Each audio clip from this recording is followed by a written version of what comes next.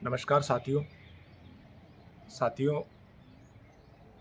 आज मैं बहुत ही महत्वपूर्ण बात बता रहा हूँ, जो बहुत ही ज़रूरी है, मेरे लिए भी, हमारे लिए भी और आने वाली पीढ़ियों के लिए भी। अभी मुझे पता लगा है, मुझे काफ़ी दिन हो गए पता लगे हुए कि हमारी जो ज़मीन है, मैं दौसा ज़िले का निवासी हूँ। तो राजस्थान राज्य में एक ज़िला है दौसा, उसका मैं निवासी हूँ। उसमें मेरा गांव है लोटवाड़ा। तो हमारी कुछ ज़मीन है, कुछ 2-3-4 खेत हैं हमारे। उन खेतों को सरकार के द्वारा, उद्योगपतियों के द्वारा हड़पने का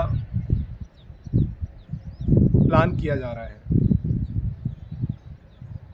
तो मेरे जैसे ही और भी लोग हैं जो मेरे गांव में रहते हैं, और ऐसे ही कई गांव हैं।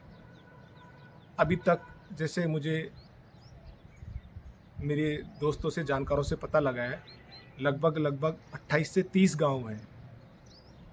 उन 28 से 30 गांव में सरकार और उद्योगपति ये चाह रहे हैं कि इसको इंडस्ट्रियलाइजेशन हब के तौर पर तैयार किया जाए।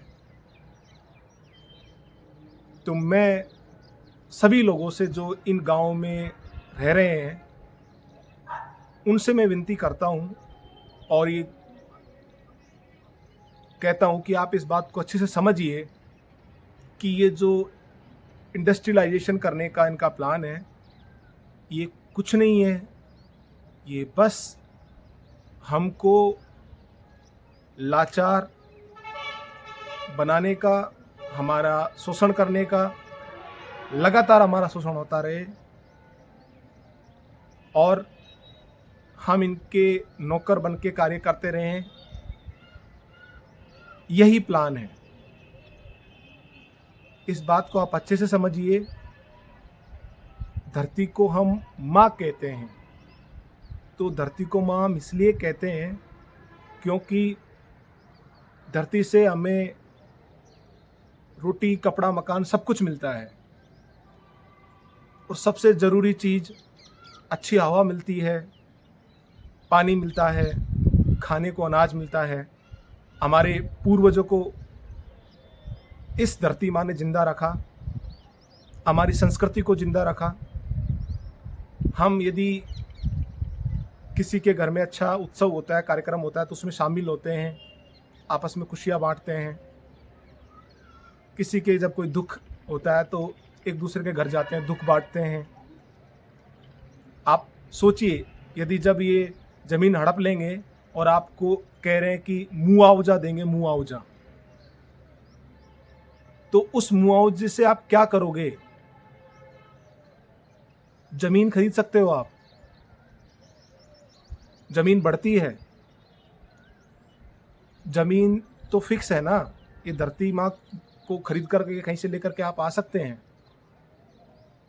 माफ़ कीजिएगा कि मैं थोड़ा भावेश में आकर के, गुस्से में आकर के बात कर रहा हूँ, क्योंकि मुझे इतना बुरा लग रहा है कि ये उद्योगपति और ये जो सरकार है, ये मिलकर आम आदमी को, किसान को सिर्फ और सिर्फ उनका नौकर बना देना चाहती है। सरकार का कार्य होना चाहिए कि एक व्यक्ति को आत्मनिर्भर कैसे बनाया जाए, बल्कि वो काम कर रही है कि वो व्यक्ति हमेशा इन उद्योगपतियों के ऊपर निर्भर रहे। इन उद्योगपतियों ने सारे शहरों को खराब कर दिया, वहाँ की हवा को खराब कर दिया, पानी को खराब कर दिया, नदियों को खराब कर दिया, नदियों को नालों में परिवर्तित कर दिया।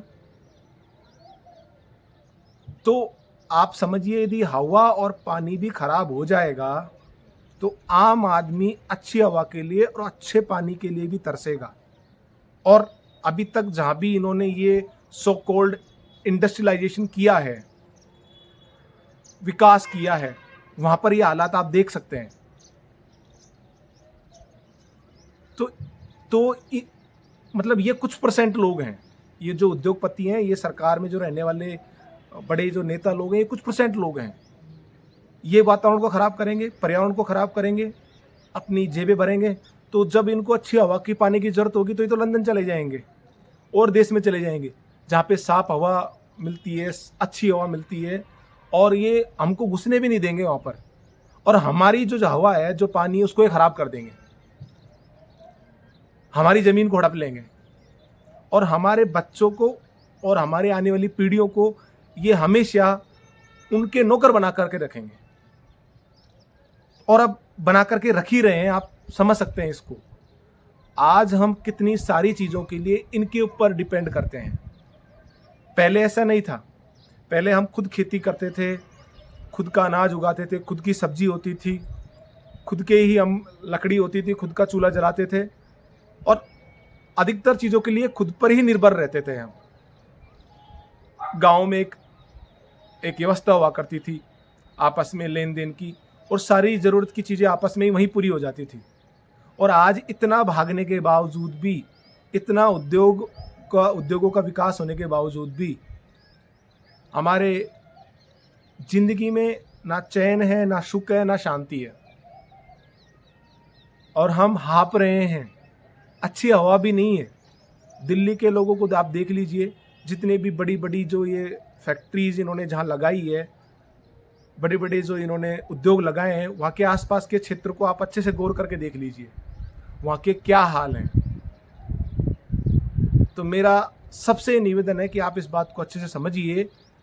ये हमको और हमारी आने वाली पीढ़ियों को नपुंसक बनाने का कार्य कर रहे हैं।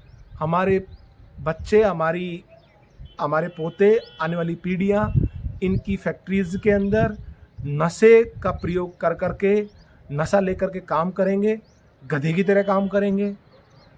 हमारी ज़मीन, हमारी हवा, हमारा पानी, और आप हमसे छीन करके उसका ही हमसे भाड़ा लोगे, पैसा लोगे।